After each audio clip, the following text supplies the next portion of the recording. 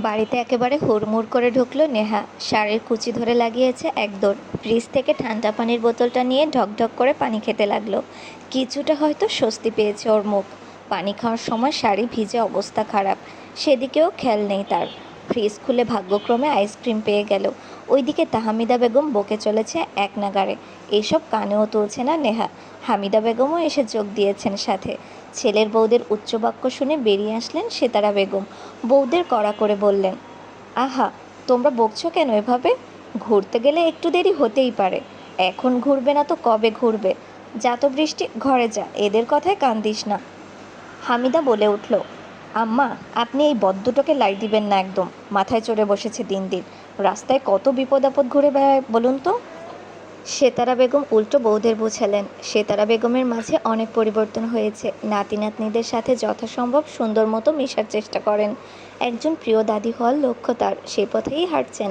বাকিটা তো নাতি নাতনিরাই বলবে। তবে এবার আর কোনো ভুল করতে চায় না। মানুষ মাত্রই ভুল, তবে সে ভুল থেকে শিক্ষা নেওয়াটা অধিক জরুরি, যেটা সেতারা বেগম করতে পেরেছেন।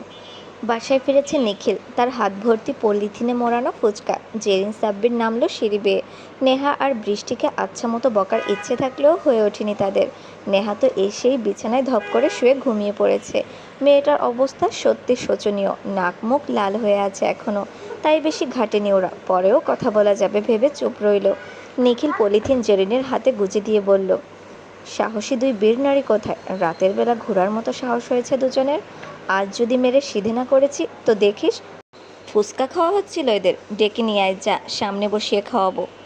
জেরিন মিনমিন কণ্ঠে বলল, নেহা তো ঘুমাচ্ছে ভাইয়া। নিখিল ভুরু বাঁকিয়ে বলল, রাত 8:30টার সময় কোন মানুষ ঘুমায়? ভং ধরেছে, চিনিস না তো এটাকে? হাড়ে হাড়ে বদবুদ্ধিতে ভরা। তোকে ডাকতে হবে না, আমি নিজেই যাচ্ছি। সাব্বির জেরিন একে অপরের সাথে ফুসুর ফাসুর করলো নেহাকে নিয়ে। আজকে যে ওকে কি করবে ভাইয়া। নিখিল নেহার রুমের সামনে গিয়ে ওকে বার কয়েক ডাকলো। দরজা খোলা, বাতি নিভানো, পুরো রুম জুড়ে অন্ধকার। তাহলে কি সত্যি ঘুমোচ্ছে নেহা? নিখিল রুমের ভেতর গিয়ে লাইটের সুইচ অন করতেই বড়সড় একটা বিষম খেলো। নেহার পুরো এলোমেলো অবস্থা, ওপর হয়ে ঘুমাচ্ছে। শাড়ির ভাঁজে উন্মুক্ত পিঠ, কোমর, খোপা করা চুলের অর্ধেক ছড়িয়ে পড়েছে মুখে ঘাড়ে। নিখিল পরপর চোখের পলক ফেলল। রুম জুড়ে ঠান্ডা বাতাস, তবুও তার গরম লাগছে। ঘামতে শুরু করছে ইতোমধ্যে। শার্টের 2-3টা বোতাম খুলে নিল। চোখ সরিয়ে নিল নেহার উপর থেকে। নেহাকে শাস্তি দিতে এসে নিখিল নিজেই ফেঁসে গেছে। মেয়েটা ওকে পাগল বানাতে উঠে পড়ে লেগেছে। নিখিল উল্টো দিক ঘুরে নেহার নাম ধরে ডাকলো আবার। নেহার ঘুম কিছুটা পাতলা হলো, তবু চোখ খুলল না। নিখিল আবার বলল, তুই কি উঠবি নাকি টেনে তুলতে হবে? নেহার ঘুম চড়ানো কণ্ঠ, আমি কার মাথায় বাড়ি দিয়েছি? আমার ঘুম দেখে কারো সহ্য হচ্ছে না কেন? ঘুমোবো এখন আমি, আবার ডাকলে তো চুল টেনে ছিঁড়ে ফেলবো বলে দিলাম। নিখিল এবার নিচে গিয়ে নেহার হাত টেনে তাকে বসালো। নেহা চোখ খুলে নিখিলকে দেখে হা হয়ে তাকিয়ে আছে। ঘুমটুম সব হাওয়া হয়ে গেছে মুহূর্তেই। ব্রেনে কিছুক্ষণ আগের সব ঘটনা জমা হতে লাগলো একসাথে। নেহার মনে হলো তার মস্তিষ্ক কাজ করা বন্ধ করে দিয়েছে হঠাৎ। কি বলেছিস আবার বল, আমার চুল ছিঁড়বি তুই? নেহা না স্বরূপ মাথা নাড়ায়। নিখিল নেহার দিকে এবার সরু চোখে তাকায়। এই বোকার হদ্দটার নিজের প্রতি কোনো খেয়ালই নেই। যে জিনিস সামলাতে পারে না ওটা পড়তে যায় কেন? নেহা হাত উঁচিয়ে চুল বাঁধতে লাগলো। নিখিল এবার কিছুটা জোরেই বলল, এই, আগে নিজেকে ঠিক কর তুই, না হয় কিন্তু আমি নিজেকে ঠিক রাখতে পারবো না। পরে আবার আমার দোষ দিতে পারবি না বলে রাখছি। নেহা বিরক্তিতে চোখ মুখ কোঁচকালো। বিরক্ত নিয়ে বলল, কী সমস্যা আপনার নিখিল ভাই? আমি তো ঠিকই আছি। আপনি আমার এত সুন্দর ঘুমটা কেন ভাঙালেন এবার বলুন। পরে এখান থেকে বিদায় হন, আমি আবার ঘুমাবো। তুই ঠিক আছিস, শিওর? হ্যাঁ।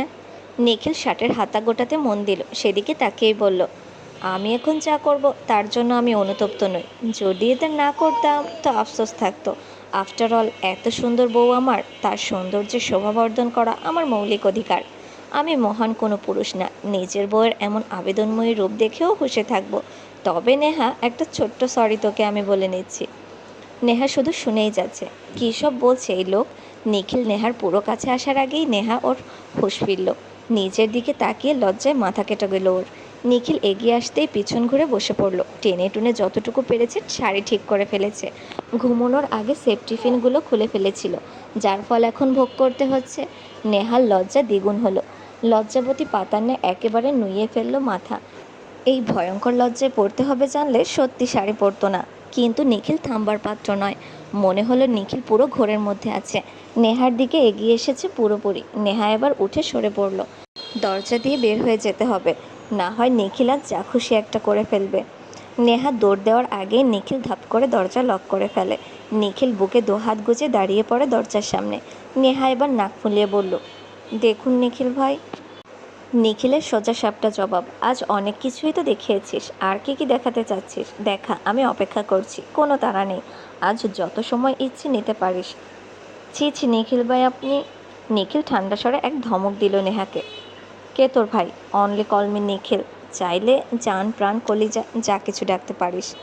নেহা কানে দুহাত চেপে ধরে বলল, দয়া করে চুপ করুন প্লিজ। কী সব বলছেন আপনি? আমাকে যেতে দিন, বাহিরে যাব আমি। এত তাড়া কিসের জান? ফুচকা খাবে না? আমি অনেকগুলো ফুচকা এনেছি, নিজ হাতে তোমাকে খাইয়ে দিব। নেহা হতবিহ্বল হতবাক দৃষ্টিতে তাকালো। হাত পা ছড়িয়ে কাঁদতে মন চাচ্ছে এবার। আগের নিখিল তো ভালো ছিল, এ নিখিল ভাই চরম নির্লজ্জ।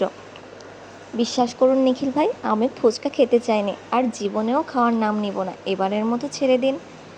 ঘুরতে যাওয়ার আগে পারমিশন নিয়েছিলে আমার থেকে?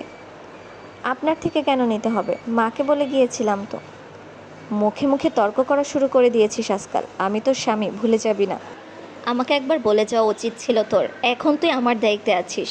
নেহা বিদ্রূপের হাসি হাসল। আচ্ছা তাই বুঝি, আমি আপনার স্ত্রী, এটাই বলতে চাচ্ছেন তো? কিন্তু আমার তো মনে হয় না কথাটা সত্যি। অন্য মানুষের সামনে আপনি আমাকে স্ত্রী বলে পরিচয় দিতে লজ্জা পান নিখিল মেহমেদ চৌধুরী। অন্য মানুষ খুব সহজে আপনার সামনে আমাকে নানান রকম কথা শোনানোর অধিকার রাখে, কিন্তু আমার মনে হয় আপনার প্রতি ন্যূনতম অধিকার আমার নেই। তা আপনি আমাকে দেননি। আপনি মুখে মুখেই এসব বলতে পারেন, কাজের সময় কিছুই পারেন না। জোর করে আপনাকে দিয়ে করানো হয়েছে এসব। আপনি তো আমাকে পছন্দই করেন না। এসব মিথ্যা ভালো মানুষে আমাকে না দেখালেই বেশি খুশি হব। জোর করে আপনাকে আমার সাথে থাকতে হবে না, মানিয়েও নিতে হবে না সব কিছু। আপনি আপনার মতো থাকুন, আমাকে আমার মতো থাকতে দেন। নেহা নিখিলকে পাশ কাটিয়ে চলে যেতে নেয়। নিখিল নেহার হাত চেপে ধরে থামিয়ে দেয়। তার কণ্ঠ গম্ভীর শান্ত। বেশ কথা শিখেছিস দেখছি। এত এত অভিযোগ করলি, তা তুই কোনো দিন আমার ওপর অধিকার ফলাতে চেয়েছিস? অধিকার বলে কয়ে নেওয়া যায় না, অধিকার ফলাতে হয়, আদায় করে নিতে হয়। যদি তুই অধিকার নিয়ে সামনে এসে দাঁড়াতি, আমি তোকে ফিরিয়ে দিতাম, তাহলে তুই এ কথাটা বলতি, আমি মাথা পেতে নিতাম। মিথ্যে অভিযোগ কেন করছিস নেহা? তুই নিজেও জানিস আমাকে দিয়ে জোর করে কিচ্ছু করানো যায় না, যা করি নিজ ইচ্ছেতে। কেন এমন করিস তুই? নেহা জবাব দিল না, চুপচাপ চাপা কণ্ঠে বলল, হাত ছাড়ুন আমার। অভিমান করে চলে যেতে চাইলে তাকে যেতে দেওয়া উচিত না। অভিমান বাড়িয়ে দেয় দূরত্বের দেয়াল। তোর থেকে দূরত্ব আমি কোনোদিন চাই না। নেহা হাত ছাড়ানোর চেষ্টা করলো। নিখিল উল্টো নেহার হাত পেঁচিয়ে এনে তাকে পেছন থেকে জড়িয়ে ধরল। নিখিল নেহার শাড়ির ভাঁজ ছাড়িয়ে হাত রাখলো নেহার মসৃণ পেটে। নেহা খামচে ধরেছে শাড়ির দুপাশ, কথা বলার ভাষা হারিয়ে ফেলেছে ক্রমশ। নিজের প্রতি বিরক্ত হচ্ছে সে। কেন নিখিলের ছোঁয়ায় নিজেকে এতটা দুর্বল লাগে তার? কেন অনুভূতির জালে ফেসে যায় বারবার? এই ছেলের থেকে যে তার মুক্তি নেই। চায় না ও এমন মুক্তি, যে মুক্তিতে থাকবে পাহাড় সমান বিষণ্ণতা, গভীরতম নিদারুণ যন্ত্রণা। নেহা চোখ বন্ধ করে নিয়েছে, চুপচাপ দাঁড়িয়ে আছে শুধু। নিখিল নেহার কাঁধে নিজের থুতনি ঠেকিয়ে ফিসফিস নেশা ভরা কণ্ঠে বলল, তুই এক নিষ্ঠুরতম প্রিয় নেশা। তোর সুধা পান করলেও মরণ, না করলেও হতে হবে উন্মাদনায় পাগল, ভুগতে হবে অনুভূতির কঠিন অসুখে, পড়তে হবে প্রেম দাবানলে। নেহা কেঁপে উঠল। শিরশিরে অনুভূতি খেলে গেল সর্বাঙ্গে। সহ্য করতে পারল না আর। নিজের দুহাত দিয়ে চেপে ধরল নিখিলের অবাধ্য হাত দুটি। চোখ ভিজে উঠেছে নেহার। নিজের অনুভূতি চেপে রেখেছে পুরোদমে। নিখিলের অদৃশ্য অবাধ্য উস্কানিতে সায় দিতে চাইল মন, তবুও নিজেকে সামলাতে চাইল নেহা। নিখিল ভালোবাসে একবারও বলেনি, তবে কোন সূত্র ধরে নেহা নিখিলকে সুযোগ দিবে, নিজেকে সঁপে দিবে তার কাছে? নেহার কাতর কণ্ঠ, প্লিজ নিখিল ভাই, দূরে সরে দাঁড়ান, আমি আর নিতে পারছি না এসব, প্লিজ যেতে দিন। শাস্তি না দিয়ে যেতে দিব না। শাস্তি দিতে কাছে আসার প্রয়োজন নেই, দূরে সরুন বলছি, হুটহাট কাছে আসবেন না। নিখিল নেহার থেকে দূরে গিয়ে মুখোমুখি দাঁড়ালো। মোবাইল বের করে ফোন দিল সাব্বিরকে। নেহার বোধগম্য হলো না। একই বাড়িতে থেকে এক রুম থেকে অন্য রুমে ফোন করার কি দরকার? নিখিলের কাট কণ্ঠ। ঝালঝাল এক প্লেট ফুচকা নিয়ে নেহার রুমে আয় এক্ষুনি। এদিকে সাব্বির, জেরিন, বৃষ্টি নেহার রুমের বাহিরে দাঁড়িয়েছিল। কি শাস্তি দিচ্ছে তা আন্দাজ করার চেষ্টা চালাচ্ছিল ওরা। নিখিলের এবার ভীষণ খারাপ লাগলো, তার জন্য মেয়েটা নিয়ে নেহার রুমে আয় হবে। এদিকে সাব্বির, জেরিন, বৃষ্টি নেহার রুমের বাহিরে দাঁড়িয়েছিল। কি শাস্তি দিচ্ছে তা আন্দাজ করার চেষ্টা চালাচ্ছিল ওরা। খাওয়াতে চাচ্ছে। সাব্বির বেচারা চুপচাপ প্লেট হাতে নিয়ে এসেছে। বৃষ্টি দরজার সামনে দাঁড়িয়েই ভাইকে থামানোর একটা শেষ চেষ্টা করতে চাইল। নিখিল দরজা খুলে বাহিরে আসতেই বৃষ্টি বিদ্যুতের গতিতে বলল, ভাইয়া বিশ্বাস করো, নেহা খেতে চায়নি, আমি ওকে জোর করেছি। প্লিজ ওর সাথে এমন কিছু করো না। আমরা আর কোনো দিন না বলে যাব না, এত রাতও করবো না এবারের মতো। নিখিল ধমক দিয়ে বলল, চুপ, চোরের সাক্ষী চোর। বৃষ্টির মুখটা চুপসে গেল। নেহা চুপচাপ দাঁড়িয়ে আছে দরজার পাশে। আপাতত ওর কোনো কথা বলতে ইচ্ছা করছে না। যা খুশি করুক নিখিল। সাব্বির প্লেট আনতেই নেহা ওটা ছো মেরে নিল। নিখিলের দিকে তাকিয়ে বলল, বলুন আপনার দেওয়া শাস্তির কথা। এই প্লেটে সব ফুচকা খেতে হবে, তাই তো? নিখিলকে বলার সুযোগও দিল না। মরিচে চুবানো ফুচকা একটার পর একটা মুখে দিতে লাগলো। নেহা যে কী পরিমাণ জেদি এটা সবাই জানে। নিখিল নেহার হাত থামিয়ে দিল। কি করছিস কি? অসুস্থ হয়ে যাবি নেহা, থাম বলছি। নেহার চোখ দিয়ে অনবরত পানি পড়ছে, চোখ মুখ লাল হয়েছে। সন্ধ্যায় 4টা খেয়ে যা হয়েছিল এখন কম হলেও 10টা মুখে পড়েছে নেহা। নেহা নিখিলের হাত সরিয়ে আবারও খেতে লাগলো। সাব্বির অধৈর্য হয়ে বলল, নেহা বোন, কী করছিস তুই? থাম, বাচ্চাদের মতো জেদ করবি না। জেরিনও না করলো, কিন্তু কারোর কথা কানে নিল না। নিখিল বাধ্য হয়ে প্লেটটা নেহার হাত থেকে কেড়ে নিয়ে মেঝেতে আছাড় মেরে ভেঙে ফেলল। নেহা বিছানার চাদর খামচে ধরে বসে আছে, মুখ জ্বলে যাচ্ছে, তবুও কোনো প্রতিক্রিয়া দেখাচ্ছে না। জেরিন, পানি নিয়ে আয় ওর জন্য, যা। নিখিলের কথা শুনে নেহা রেগে গিয়ে বলে, পানি লাগবে না আমার, আপনার কাজ শেষ, এবার এখান থেকে যান। আপনাকে এক মুহূর্ত আর আমি চোখের সামনে দেখতে চাই না, বের হন। নেহার টকটকে লাল ঠোঁট তিরবির করে কাঁপছে। ঝাল সহ্য করতে না পেরে ঠোঁট কামড়ে ধরেছে নিজের। নিখিল বাকিদের উদ্দেশ্যে বলল, তোরা এখান থেকে যা, এখন ওকে আমি সামলাচ্ছি। সাব্বির বের হওয়ার আগে দরজা আটকে গেল। নেহার নিজের চুল ছিঁড়তে মন চাচ্ছে এখন, পাগল প্রায় অবস্থা। প্রকাশও করছে না, সব মিলিয়ে চোখে মুখে অস্থিরতা ফুটে উঠেছে। নিখিল নেহার দিকে চকলেট বাড়িয়ে দিল। নেহা ছুঁড়ে ফেলে দিল নিচে। নিখিল এবার নেহার খোপা করা চুলের ভাঁজে নিজের হাত গলিয়ে দিল। নেহাকে টেনে নিজের কাছে নিয়ে আসলো। নেহার কাঁপতে থাকা ঠোঁট মিলিয়ে দিল নিজের ঠোঁট জোড়া। শুষে নিতে চাইল নেহার মধ্যে ছড়িয়ে পড়া সবটুকু ঝাল। নেহা শ্বাস নিতে পারছে না। নিখিলকে নিজের থেকে ছাড়াতে ব্যস্ত সে। নিখিল আরও চেপে ধরল নেহাকে। বেশ কয়েক মিনিট পর নিখিল নেহাকে ছেড়ে দিল। নেহা জোরে শ্বাস নিতে ব্যস্ত। নিখিল নেহার দিকে তাকিয়ে ফিসফিস কণ্ঠে শোধালো, মাঝে মধ্যে এমন জেদ দেখালেও পারিস নেহা, এতে লাভ আমারই বেশি। নেহার লাল টকটকে নাকের ডগায় রাগের পরিমাণ পাল্লা দিয়ে বাড়ছে। ঝাল অনেকটাই কমে গেছে। ঝালের পরিমাণ মোটেও কম ছিল না। নিখিলের নিজের ঠোঁটও লাল হয়ে এসেছে ইতোমধ্যে।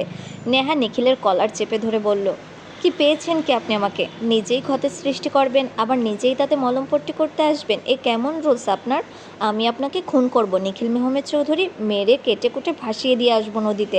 আপনি একটা খারাপ নির্দয় লোক, আমাকে শুধু কষ্টই দিতে পারেন। কি ক্ষতি করেছি আমি আপনার? কেন সব সময় আমার সাথে এমন করেন বলুন?